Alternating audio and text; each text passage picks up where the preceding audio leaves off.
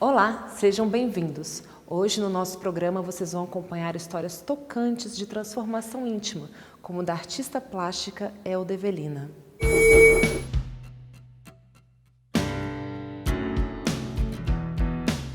Um arco-íris de óleo, que eu me lembro muito bem. Derrapou o carro, girou várias vezes, subiu um meio-fio e bateu em 3 árvores. E verá também a história de Rosângela, que encontrou na doação ao próximo um caminho para a cura da depressão.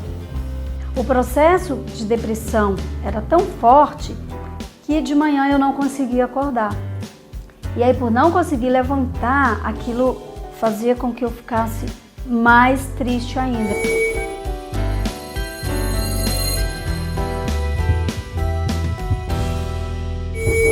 Depois de meses de recuperação por causa de um grave acidente de trânsito, a cura chegou de uma forma especial para a artista plástica Elda Evelina.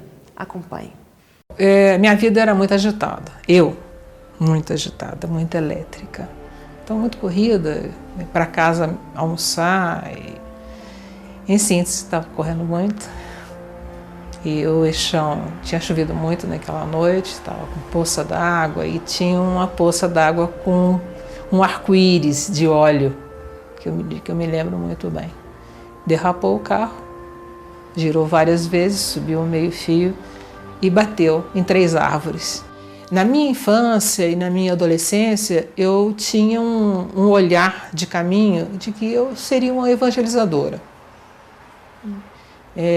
Dentro daquela visão evangélica, presbiteriano, que eu era presbiteriano, meu pai é pregador, avô, tio. Então eu tinha a vontade de que eu ia ser seminarista na África, em outros locais. E não fui. Mas eu tive muitas experiências assim, de ser professora de evangelização, vou colocar assim num termo mais espírita, né? E eu estava nesse caminho. Algumas coisas eu escrevia quando adolescente, mas o dia a dia, a correria do dia a dia, realmente me fez tomar um outro caminho. Alguns problemas, algumas dores, alguns atos são praticados às vezes, por nossa própria inconsequência. Logicamente, a gente pode se perguntar se há um determinismo e onde está meu livre-arbítrio, se isso foi permitido ou se isso realmente tem que acontecer e eu não posso escapar disso.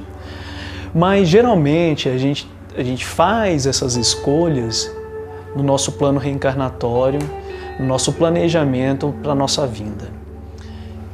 Fui socorrida por um frentista de posto de combustível. Fui ao agarrão, descobriram que eu estava com a fratura cervical, tudo indicava pelo grito de dor que eu dei ao tentarem me imobilizar. Fui para o hospital de base. Bom, lá me deram praticamente como sem nenhuma chance de vida. Em junho, eu tirei o gesso e coloquei um imobilizador com metoneira, porque eu não poderia movimentar o pescoço de forma alguma. Em agosto não havia ainda solidificado essa região. Então já era uma fase preocupante, que já teria dado tempo do osso já ter se consolidado. Eu iria falecer, eu ia desencarnar. Então, algumas situações podem nos ser apresentadas. A gente pode ter, e geralmente algumas pessoas têm algum problema físico ou um problema orgânico decorrente de alguma situação de resgate, de um planejamento para que esse resgate venha a ocorrer e essa quitação desse débito perante a justiça divina. Só que a providência divina, às vezes, ela tem um planejamento para a gente muito maior.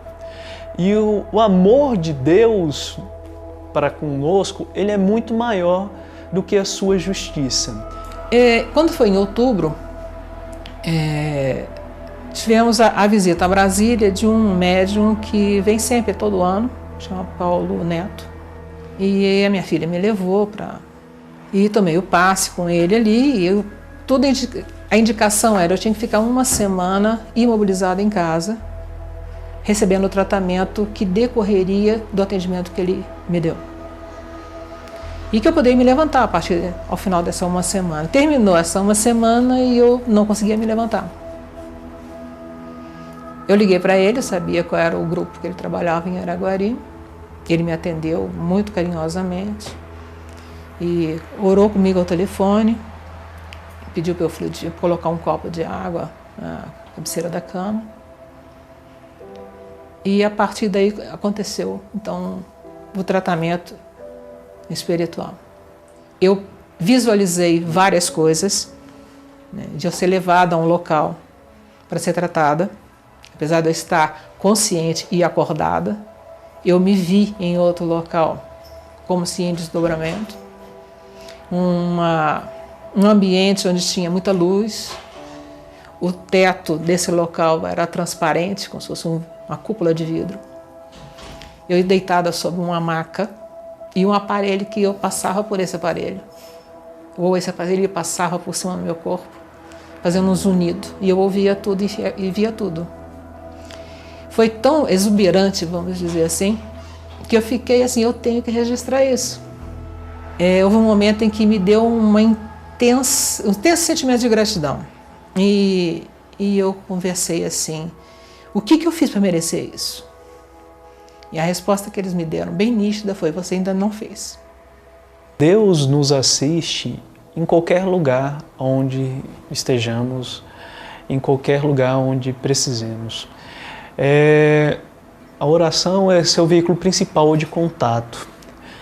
A assistência e a visita espirituais acontecem nas casas espíritas, nas igrejas, nos templos, na rua, em casa. Então, constantemente somos visitados por seres que vêm nos socorrer, que vêm ao nosso encontro, podendo nos ajudar. Há alguns que recebem esse crédito a título de confiança e desperdiçam. No caso da nossa irmã, ela não desperdiçou a oportunidade. E várias pessoas não desperdiçam essa oportunidade. No momento de dor, um acidente de carro, a perda de um ente querido, ela pode ser um despertar da pessoa para a realidade espiritual. E a pessoa pode voltar-se para a verdadeira vida, para a verdadeira moralização de que ela necessita.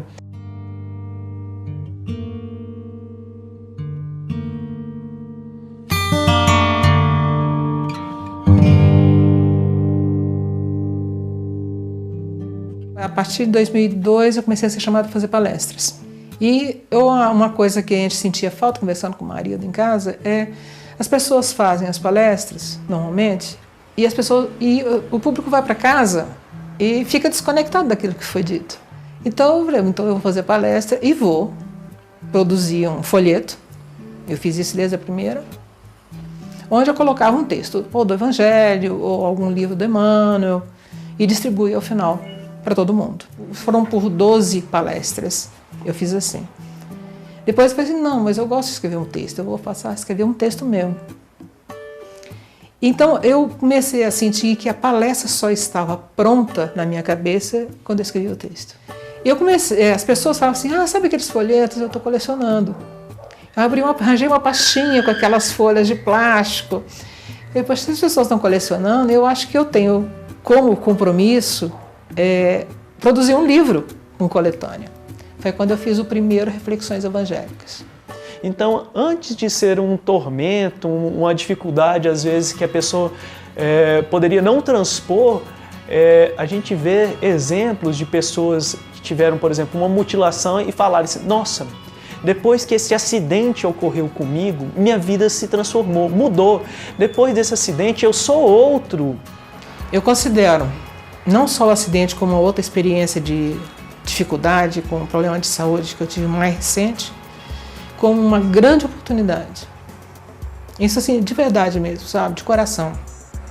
Me foi dada a oportunidade de renascer pelo amor.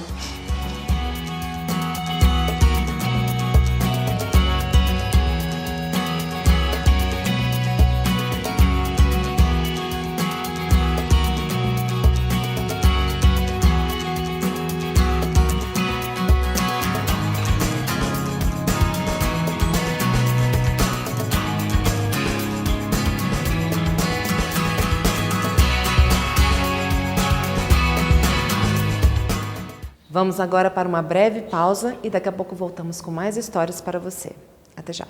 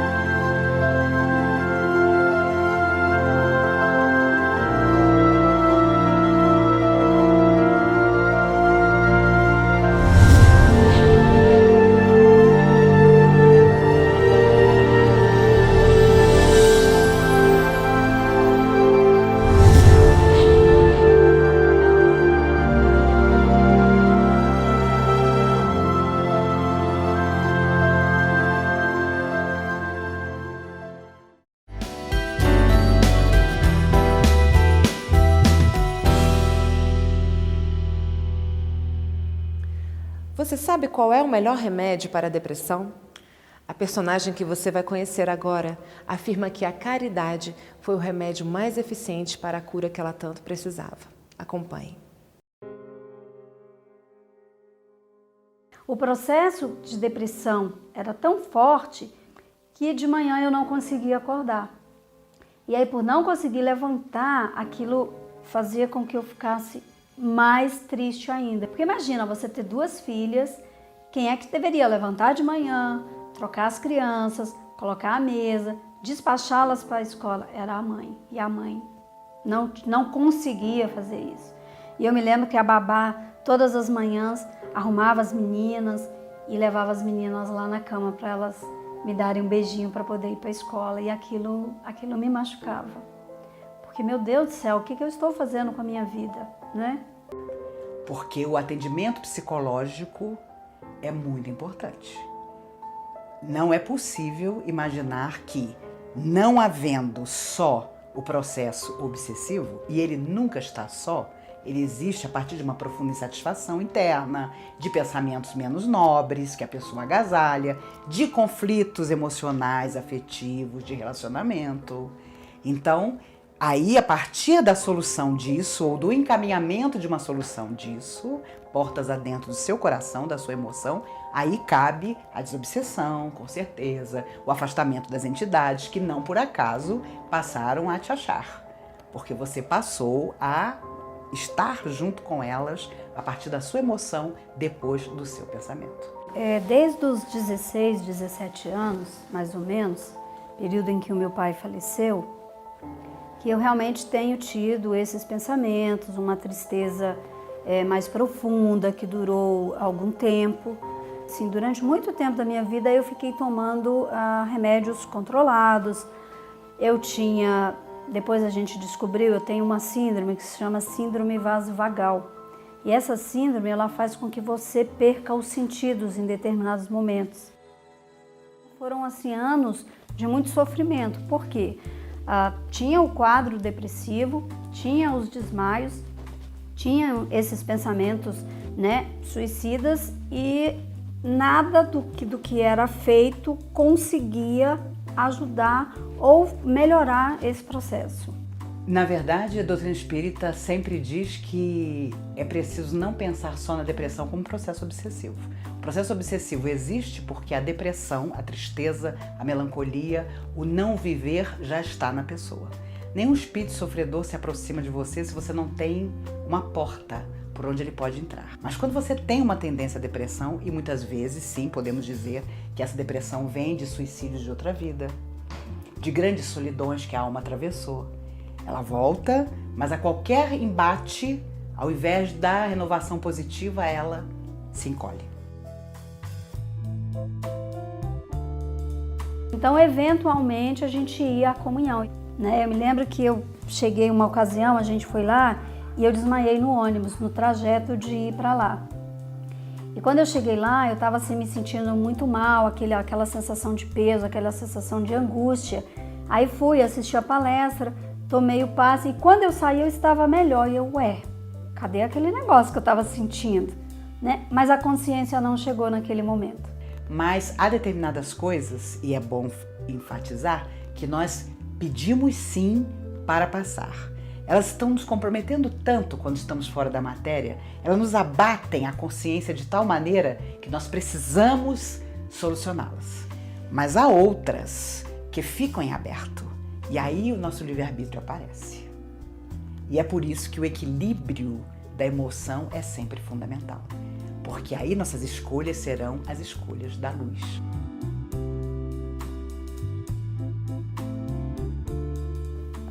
Aos 32 anos, eu e meu marido, nós nos separamos e foi um momento assim de muita dor e aí eu tentava buscar um alívio para aquela dor e aí eu retornei à comunhão espírita. O esclarecimento, ele foi chegando aos poucos.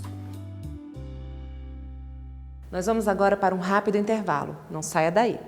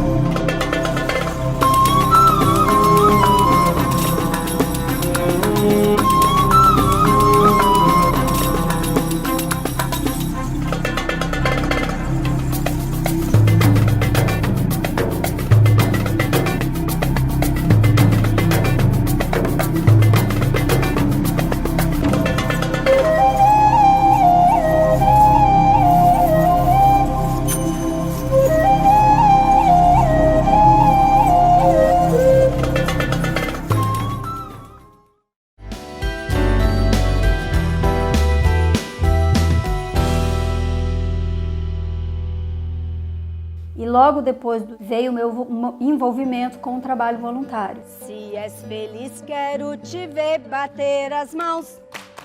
Se és feliz, quero te ver bater as mãos. E para mim é muito renovador sempre que eu volto desses trabalhos, dessas visitas. A caridade me renova a cada dia. E aí imagine quanto bem, quantas entidades, quantas luzes, quantas energias do bem ela atraiu a partir daquele momento mental em que ela se modificou. E também, óbvio, a questão dela não era simplesmente uma insatisfação pessoal ou de relacionamento, mas principalmente um processo de influência espiritual.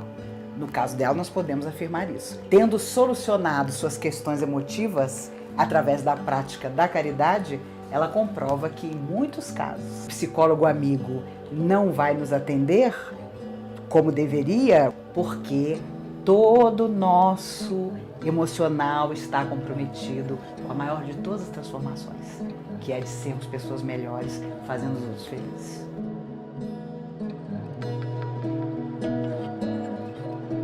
Eu acho que no meu caso tinha um pouco de tudo. Tinha a questão espiritual, tinha a questão física também. Então por isso que eu digo que eu tive que buscar, eu melhorei buscando um pouco de cada coisa, um pouco da espiritualidade. Na hora certa eu precisei recorrer aos médicos. Aí você começa a poder ajudar outros que passam por problemas bem mais sérios que os seus. É você sair de olhar o seu umbigo e passar a olhar o outro. E você percebe que a necessidade do outro, o sofrimento do outro é muito maior do que o seu. O ser humano muitas vezes ainda precisa olhar quem sofre mais que ele para perceber a própria felicidade. Felizes nós seremos mesmo quando não precisarmos que ninguém sofra à nossa volta, para vermos o quanto somos abençoados. Vamos todos juntos, porque tenho certeza que não seremos felizes enquanto todos nós não estivermos juntos na mesma tarefa de amor e de luz que aguarda todos nós.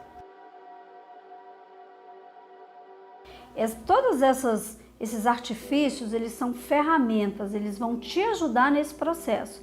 Mas o que vai fazer com que você realmente saia de um processo de depressão, de um processo de sofrimento, é você querer sair.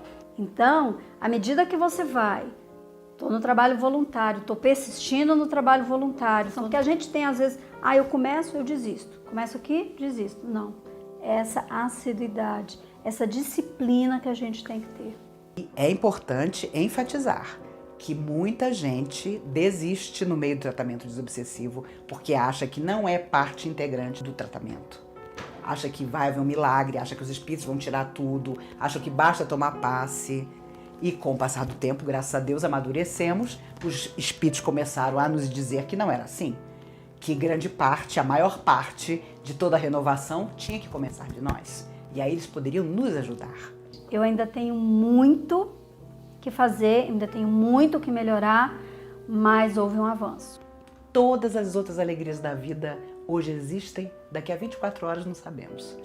Mas essa que nasce e volta para o seu coração, de você se superar e ainda mostrar ao outro que ele também pode, é aquele ouro que ladrão nenhum tira de você e do qual Jesus falava com tanto carinho, porque ele sabia que no dia que nós chegássemos a isso, nunca mais quereríamos viver de outra maneira, que não seja exercitando caridade ao ponto de um dia sabermos que não é mais caridade. É uma conveniência nossa, para a nossa saúde, para que sejamos cada vez melhores e mais felizes. A gente ter realmente em mente que a vida da gente, ela, pelo menos para mim hoje, ela só faz sentido se eu puder estar sendo prestativo, se eu puder estar colaborando de algum modo para que o mundo seja melhor. A gente não veio para esse mundo só para passear e só para curtir. A gente veio realmente para trabalhar e para contribuir para a melhoria dele. Tem uma quadrinha de Maria Dolores que diz assim: coração, sigamos juntos. Não te agrilhoe a problemas. Esquece mágoas, não temas. Vara a sombra em derredor. Sai de ti mesmo e busquemos a luminosa oficina onde a bondade divina transforma o mundo melhor. Eu acho que Doutrina Espírita, antes de tudo, tem essa mensagem. Eu me esqueço um pouco das minhas exigências e vou em busca do que o outro pode me proporcionar, me ensinar, me refazer.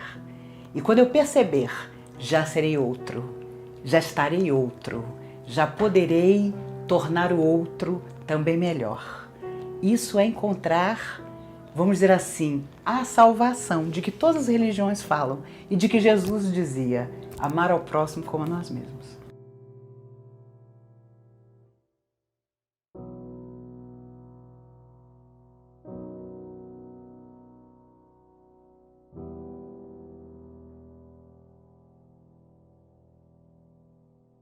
O nosso programa fica por aqui. Entre em contato conosco pelas nossas redes sociais. Muita paz no coração e até o nosso próximo encontro.